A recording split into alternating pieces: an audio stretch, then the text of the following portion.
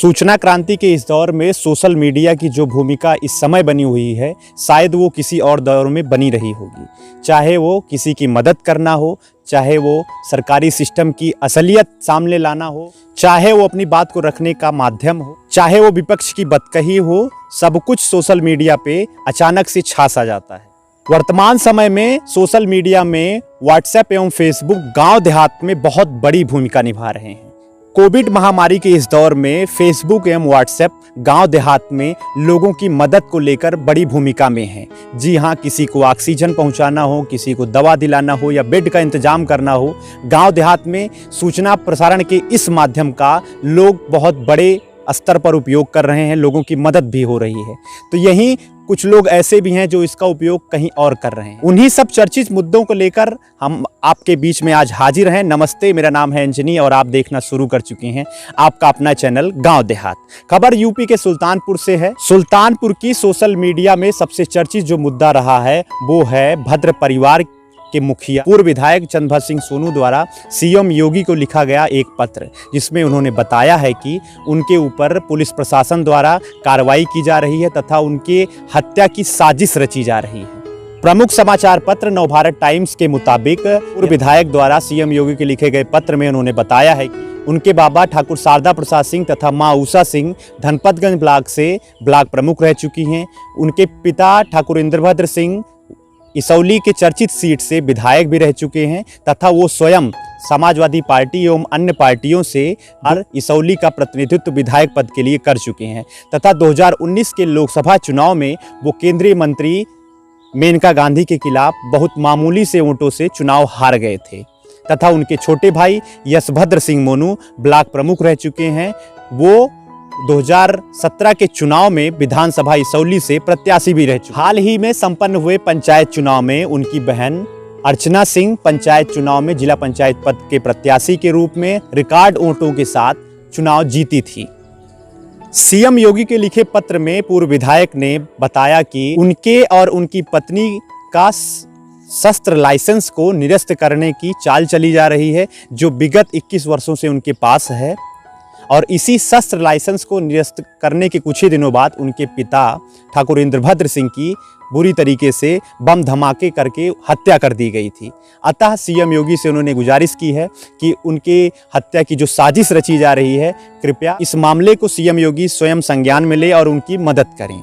हालांकि पूर्व विधायक ने सुल्तानपुर पुलिस की इस कार्रवाई को लेकर उस पर भी आरोप लगाया है और कहा है कि किसी भी प्रकार की अनहोनी या उनकी हत्या होती है तो इसका सीधा जिम्मेदार सुल्तानपुर पुलिस प्रशासन होगा। पूर्व विधायक का यह पत्र सोशल मीडिया पर जमकर वायरल हो रहा है। सुल्तानपुर में उनके सोशल मीडिया पर उपस्थित समर्थक उनकी एकजुटता में उनके समर्थन को लेकर लामबंद हो रहे हैं। कई दिग्गज भी उनके पक्ष में सोशल मीडिया पर पोस्ट कर रहे हैं। समाचार पत्रों में उनके समर्थन को लेकर खबरें भी आ रही हैं। सुल्तानपुर की सोशल मीडिया में जो अगली चर्चा वाली खबर है वो है सवर्ण समाज के अगुआ भगवान परशुराम के ऊपर की गई एक टिप्पणी है, जिसमें भगवान परशुराम को बाहुबली बताया गया है। और ये टिप्पणी करने वाले हैं सत्ता पक्ष के नगर पालिका परिषद के अध्यक्ष प्रतिनिधि अजय कुमार जायसवाल जी। उन्होंने अक्षय तृतीया और भगवान परशुराम की जयंती के 2 दिन बाद यानी कि आज 16 मई को दोपहर को एक फेसबुक पर पोस्ट किया। उसमें कहा कि महर्षि दधीचि की जयंती मनाने का आह्वान किया है, साथ ही भगवान परशुराम को बाहुबली बताया है। वर्तमान परिदृश्य में इस पोस्ट का किसी समाज किसी जाति विशेष के खिलाफ टिप्पणी सूत्रों के मुताबिक माना जा रहा है। नगर पालिका परिषद के अध्यक्ष प्रतिनिधि का इस प्रकार की टिप्पणी कई लोगों को रास नहीं आ रही है। स्वयं ब्राह्मण चेतना परिषद सुल्तानपुर प्रभाग द्वारा ट्विटर पर इनके खिलाफ प्राथमिकी दर्ज करने की मांग की जा रही है। इसे किसी धर्म विशेष किसी जाति विशेष से जोड़कर उसकी भावनाओं को आहत करने का मुद्दा बनाया जा रहा है। सुल्तानपुर के कई दिग्गजों द्वारा नगर पालिका परिषद के अध्यक्ष प्रतिनिधि की इस पोस्ट की निंदा की जा रही है। साथ में ये भी कहा जा रहा है कि उनको इस प्रकार की पोस्ट से बचना चाहिए। साथ ही कोविड महामारी की इस दौर में उनको लोगों की मदद करनी चाहिए। लोगों ने इनके खिलाफ सोशल मीडिया पर जमकर मोर्चा खोला हुआ है। तमाम प्रकार की कमेंट और उनको लेकर बयान जारी हो रहे हैं, जिससे उनकी मुश्किलें बढ़ती दिखाई दे रही हैं। हालांकि उनके फेसबुक पोस्ट के बाद उसको लेकर कोई उनकी तरफ से स्पष्टीकरण नहीं आया है। लोग उनकी इस पोस्ट को लेकर जबरदस्त कार्रवाई की मांग कर रहे हैं। अब आगे बढ़ते हैं अगले गांव देहात के सोशल मीडिया मुद्दे की ओर। यह खबर भी भद्र परिवार से ही है, जिसमें एक पोस्टर वायरल हो रहा है। वह पोस्टर महाभारत कालीन अभिमन्यु के युद्ध से जुड़ा हुआ माना जा रहा है, जिसमें स्वयं अभिमन्यु के किरदार में पूर्व विधायक चंद्रभद्र सिंह सोनू के छोटे भाई यशभद्र सिंह मोनू हैं। यह पोस्टर पंचायत चुनाव के परिणाम को दर्शा रहा है।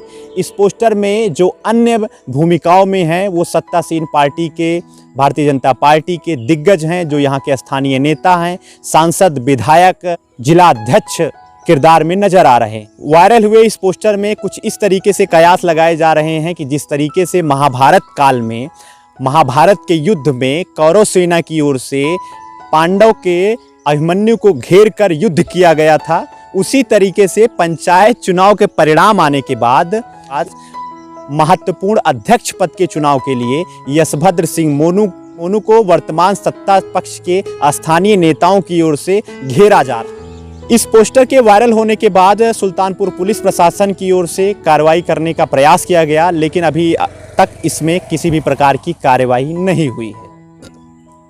हालांकि इस प्रकार के पोस्टर वायरल होने के थोड़ी देर बाद स्वयं यशभद्र सिंह मोनू के फेसबुक पेज से एक बयान जारी हुआ। उन्होंने अपने समर्थकों को कहा कि इस प्रकार का कोई भी पोस्टर वो जारी ना करें। उनकी ओर से ये पोस्टर जारी नहीं किया गया है तथा इस प्रकार की किसी भी पोस्टर से उनका कोई ताल्लुकात नहीं है। अपने समर्थकों को उन्होंने इस प्रकार की किसी भी फेसबुक पोस्ट से दूर रहने का और उसे वायरल ना करने का अनुग्रह किया है।